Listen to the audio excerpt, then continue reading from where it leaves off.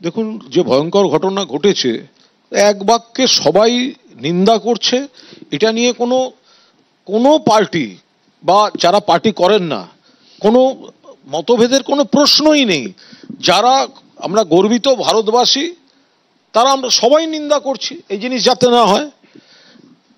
শ্রীমান সজল যেটা বলল যে কেউ হিসেব চায়নি, তো হিসেব তো আর কে চেয়েছে জানি না, একজন তো চেয়েছিলেন 26/11 পরে, একজন তো চেয়েছিলেন। আমি বিশ্বর প্রেস কনফারেন্স করে বলেছিলেন, সঞ্চালক বিশ্বর অনুমতি নিয়ে আমি শুধু এই হিসেব চাওয়ার বিষয়টা একটুখানি আমি শোনাতে চাই। उनके पास शस्त्र और बारूद कहां से आता है? वो तो विदेश की धरती से आता है और सीमाएं संपूर्ण रूप से आपके कब्जे में है। सीमा सुरक्षा बल आपके कब्जे में है। जो आपके कब्जे में है বাজানোর দরকার নেই, বিশ্বকে এমনি ওটা দেখিয়ে দেবে মাঝে। না না, তখনই তুমি ওকে থামাচ্ছিলে। না না, বাজিয়ে দেবে। के पास पहुंच जाते उसको तो रोको। जवाब नहीं है, জবাব নেই হ্যাঁ। আতঙ্কবাদীদের কাছে অস্ত্র আর টাকা এটা রোখার দায়িত্ব কেন্দ্রীয় সরকারের। জবাব দিতে হবে। জবাব চাইছেন তৎকালীন গুজরাটের মুখ্যমন্ত্রী নরেন্দ্র মোদী। আজকে ওনাকে জবাব চাইলে দেশ বিরোধী তখন হয়ে যাচ্ছে সে অ্যান্টি ইন্ডিয়ান। এই যে একদম পয়েন্টের কথা বিশ্ব, যদি মনে হয় সেক্ষেত্রে এই ভিডিও অ্যাভেলেবেল, আমাদের কাছে চাইলেও দিয়ে দিতে পারি। এই শোয়ে ওই ভিডিওটা চলা উচিত যেখানে মুখ্যমন্ত্রী নরেন্দ্র মোদী, প্রধানমন্ত্রী তখন ইউপিএর, তাকে বলছেন বাইরে থেকে জঙ্গি এলে জঙ্গিদের ফান্ডিং এটা কেন্দ্রীয় সরকারকে দেখার কথা, কি করে ঢুকছে জবাব দিতে হবে। আমি আবার বলছি, এই চাপানুতরে মানুষ মারা যাবে এটা কখনোই কাম্য নয়। আমি কুণালদার সাথে দুটো পয়েন্ট যোগ করি। ওই যে বক্তৃতাটা কুণালদা শোনালেন, ওই বক্তৃতায় উনি মনমোহন সিং এর পদত্যাগ চান। সেই সময় ইউপিএ সরকারের স্বরাষ্ট্রমন্ত্রী ছিলেন শিবরাজ পাতিলকে সরিয়ে দেওয়া হয় 1 মাস পরেই। তো সবাই প্রশ্ন করছে, দেখুন আমরা সবাই আবারও বলছি পাকিস্তানকে জবাব দিতে চাই, একদম সবাই চাই যে এই টেররিজম বন্ধ হোক, কিন্তু যারা এই ঘটনার জন্য দায়ী পহেলগাঁওয়ের জন্য তাদের কোনো ব্যবস্থা হবে তাদের বিরুদ্ধে? বিপজ্জনক কথা আছে বিশ্ব, এটাতে আমরা নিশ্চয়ই আশা করি এখানে সিনিয়র যারা রয়েছেন তারাও পাকিস্তানকে জবাব দিতে হবে, আমরাও একমত, একদম এটা নিয়ে সবাই কোনো প্রশ্ন নেই। কিন্তু এই যে একটা বিষয় যে আজকে যদি ওখানে কিছু লোকের প্রাণ কেড়ে নেওয়া হয়, হিন্দু মুসলিম ন্যারেটিভ তৈরি করে দেওয়া হয় এবং সেই জায়গায় পর্যটকরা চলে যায়, কাশ্মীরের অর্থনীতিটা ভেঙে যায়, ভারতবর্ষটা হিন্দু মুসলমানে ভাগ হয়ে তর্ক শুরু করে, এটা তো আমাদের কারুর পক্ষে ভালো নয়। কাশ্মীরের আজকে যদি পর্যটকরা না যায়, সেদিনকে সন্ধ্যে থেকে কিন্তু গোটা পহলগাঁওটা রাস্তায় আছে মোমবাতি নিয়ে। সজল মোমবাতি দেখতে পাইনি, গতকাল তৃণমূলের যুব সারা রাজ্য জুড়ে তারা মিছিল করেছে, নিশ্চয়ই অন্য দলও করেছে, তো সবাই করেছে।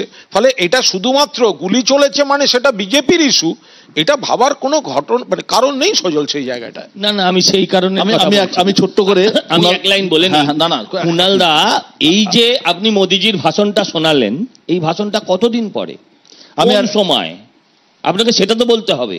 আমি ছোট্ট করে ঘটনা ঘটার পরের আপনারা রিঅ্যাক্ট করা শুরু করেছেন।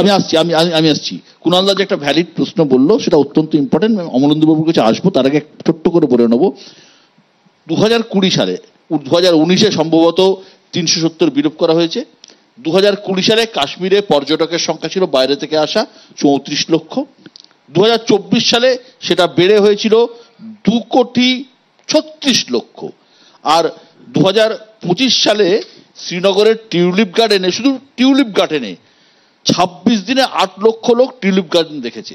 এবং পর্যটন থেকে আয় গত বছর কাশ্মীরের হয়েছে 20,000 কোটি টাকা। এটা একটা বড় বিষয়। আমি ক্যাপ্টেন অমলেন্দু বাবুর কাছে আসবো যে এই যে ধরুন একটা যুদ্ধের জিকির উঠছে, আমি ধরে নিলাম যে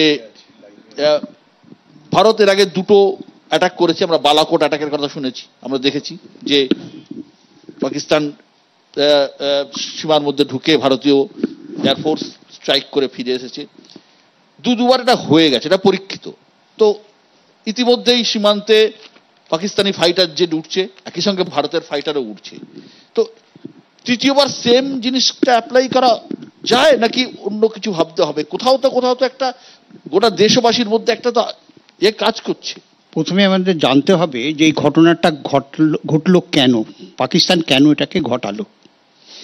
আপনারা যদি দেখেন বাংলাদেশে একটা ঘটনা ঘটে গেছে, বাংলাদেশে যে ঘটনাটা ঘটেছে কয়েকজন ছাত্র মিলে তারা হঠাৎ আন্দোলনে নেমেছে এবং সেটা করেছে এবং ওয়েল অর্গানাইজড।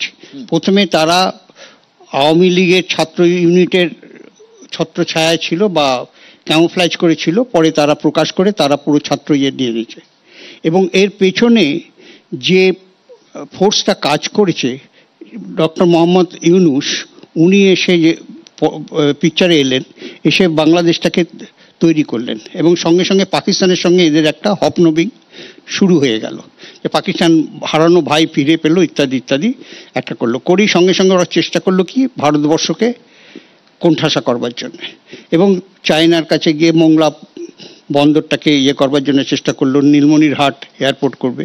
এবং এই দুটো জায়গায় যদি চায়না ঢুকে যায় তাহলে ভারতবর্ষের পক্ষে কি পজিশন হবে সেটা ওয়েল ইমাজিন, আমরা সবাই সেটা বুঝতে পারছি। এবং এইটা করবার জন্য হলো। এবং পাকিস্তান কেন এটা করতে গেল এবং পাকিস্তানের এত দরদ কেন উঠলো, কিন্তু তার আগে শেখ হাসিনা যা অন্যায় হয়েছে যা হয়েছে সেগুলো হয়েছে, কিন্তু তার সময়ে ইকোনমিক কন্ডিশন কিন্তু অনেক বেটার হয়ে এসেছিল বাংলাদেশের, রাস্তাঘাট অনেক কিছু উন্নতি করেছিল, এই বিষয়ে কোনো সন্দেহ নাই। এই অবস্থা থেকে কোরা করলো কি পাকিস্তানে এসে যখন বাংলাদেশের সঙ্গে এটা করে একটা বেশ কর্নার করবার চেষ্টা করলো, কারণ পাকিস্তানের কাছে সবচাইতে বড় মেসেজ তার আগে এরা আক্রমণ করলো আমাদের পাকিস্তানকে অলরেডি আক্রমণ করলো, দুটো রেল উড়িয়ে দিল বালুচিস্তান, হ্যাঁ বালুচিস্তান যেটা করলো পরপর দুটো, একটা হচ্ছে বোধহয় ওদের একটা আর্মির কনভয়কে ওড়ালো, তারপরে এটাকে করলো, ফলে ট্রেন হাইজ্যাক করেছিল। এইসব করবার পর পাকিস্তান দেখলো যে আমরা টোটালি কর্নার হয়ে গেছি। আবার উল্টো হলো কি কাশ্মীরের ইকোনমিক কন্ডিশনটা ভীষণভাবে উন্নতি করতে লাগলো, করেছিল মানে আগে তো যেটা আপনি অলরেডি বললেন। এখন পাকিস্তান কাশ্মীর যদি এরকম উন্নতি করে, কাশ্মীরের যে ইনবিল্ট যে টেরর গ্রুপটাকে সেটা তৈরি করা যাচ্ছিল না। এই ইনবিল্ট টেরর গ্রুপটাকে তৈরি করবার মেন ব্রেন ছিল কিন্তু পাকিস্তানের প্রাক্তন প্রেসিডেন্ট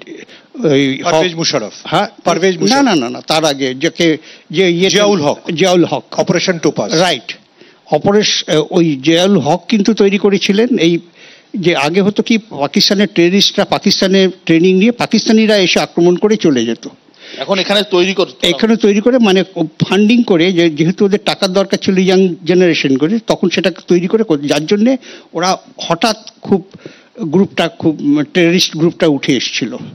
এনিওয়ে সেটা অন্য ব্যাপার। এখন এই ইকোনমিক কন্ডিশনটাকে হ্যাম্পার করবার জন্যে এই গ্রুপটাকে পাঠায়, এই অপারেশনটাকে করলো যাতে এটা ধাক্কা খেয়ে যায়। এইখানে একটা পয়েন্ট আমাদের সবসময় মনে রাখতে হবে, দেখুন কোনো সময় কোনো দেশ কোনো ব্যক্তি বলতে পারবেন না যে আমি 100% সিকিউরিটি দিতে পারি। Security can not be foolproof at any time by anybody.